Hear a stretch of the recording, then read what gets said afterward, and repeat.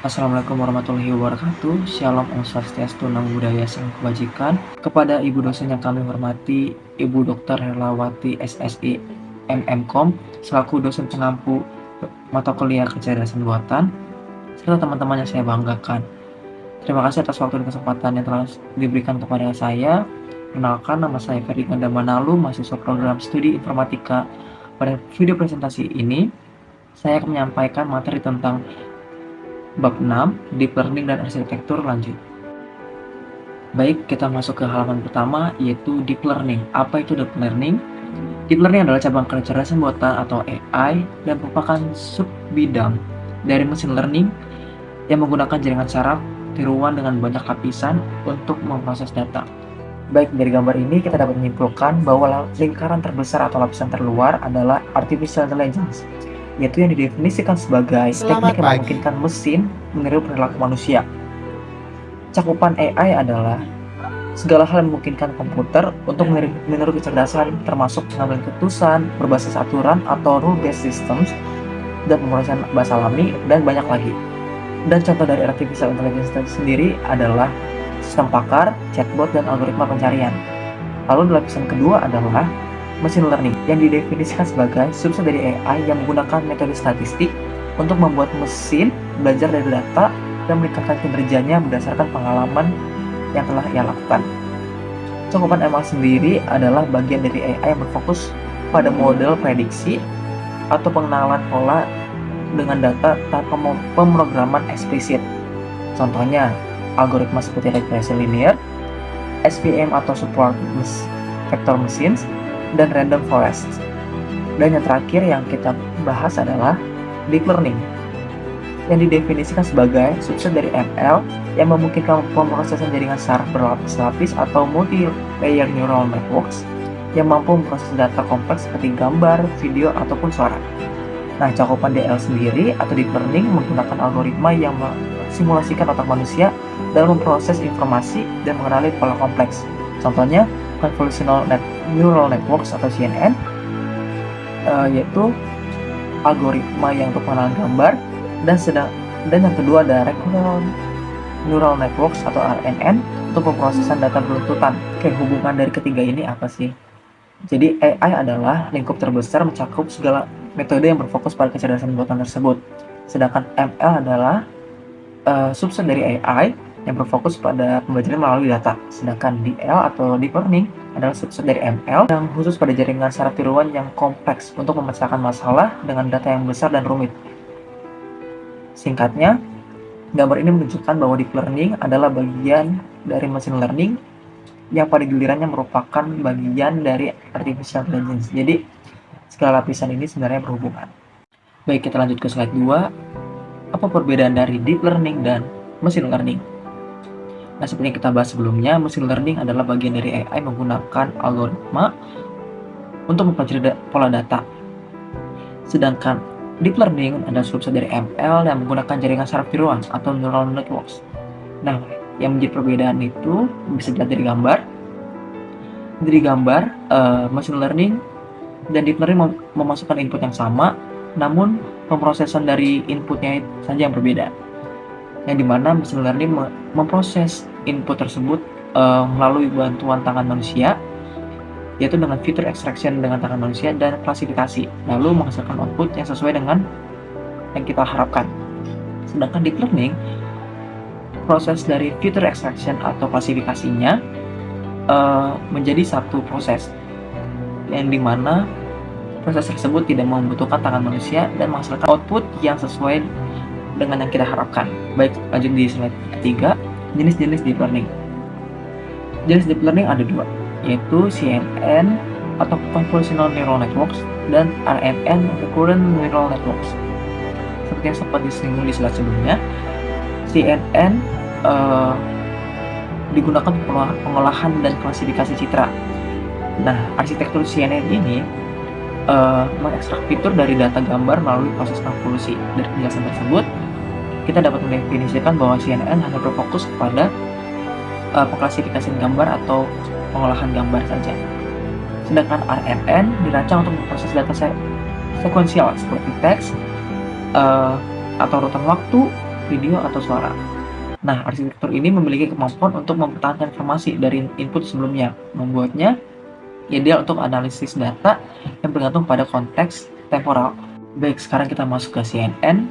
Seperti yang kita ketahui, CNN adalah model deep learning yang sangat pandai dalam mengenali gambar dan menangani masalah visual lainnya.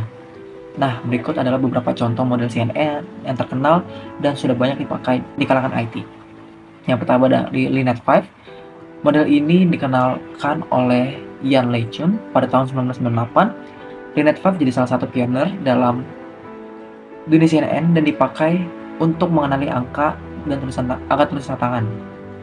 Nah, cara kerjanya adalah ada dua lapisan konvolusi, lalu dilanjut dengan subsampling atau pengecilan gambar, dan diakhiri dengan beberapa lapisan fully connected. Pada tahun itu model ini sangat luar biasa. Namun pada zaman sekarang ini model Linet 5 menjadi model yang sangat sederhana. Lanjut, dia kedua adalah AlexNet. AlexNet dibuat oleh Alex Krizhevsky pada tahun 2012. AlexNet ini sempat menjuarai kompetisi ImageNet dan membuat orang sadar potensi besar dari deep learning. Cara kerja dari AlexNet tersebut adalah ada 8 lapisan, 5 lapisan konvolusi, dan 3 fully connected.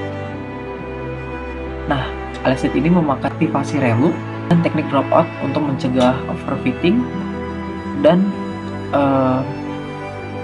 model ini yang membuat CNN makin populer. Lanjut di VGG. Model VGG ini dibuat oleh Karen Simonian dan Andrew Zisserman di tahun 2014. VGG ini memiliki dua model.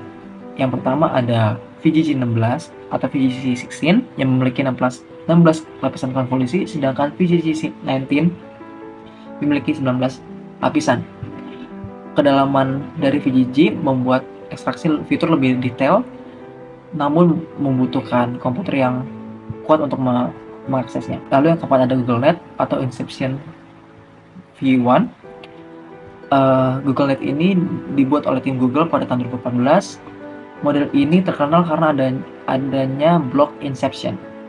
Cara kerjanya adalah dalam satu blok ada banyak lapisan konvolusi dengan ukuran kernel yang berbeda. Jadi fitur yang diambil adalah lebih variatif. GoogleNet juga lebih hemat dalam parameter dibandingkan model yang lainnya. Yang terakhir ada ResNet atau Residual Neural Network.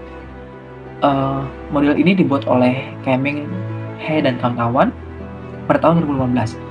ResNet ini sukses mengatasi masalah gradient yang hilang dan yang sering muncul jika jaringan terlalu dalam. Jadi ResNet ini berguna untuk mengatasi masalah gradient yang hilang atau meledak dan menggunakan blok-blok yang membuat gradient tersebut melompat atau menggunakan jalur lain untuk shortcut.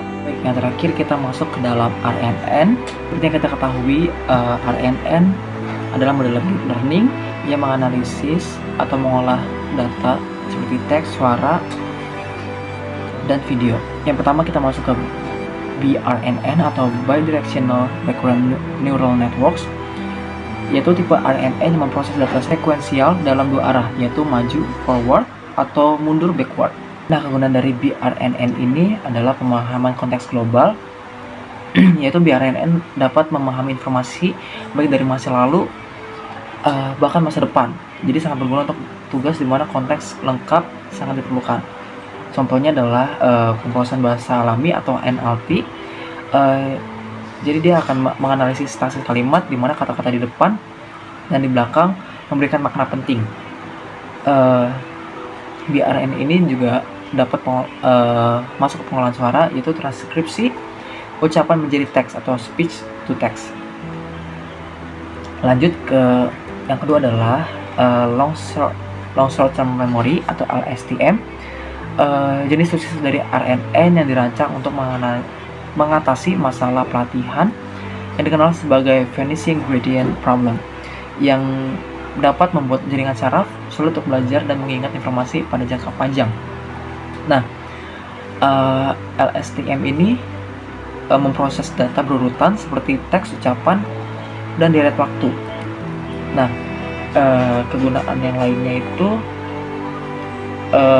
seperti promosation teks dan LNP, yaitu penerjemah otomatis atau machine translation, dan pengenalan entitas dalam teks atau NER. Kita masuk yang terakhir dari model RNN. Ini ada GRUS atau Create Recurrent Unit.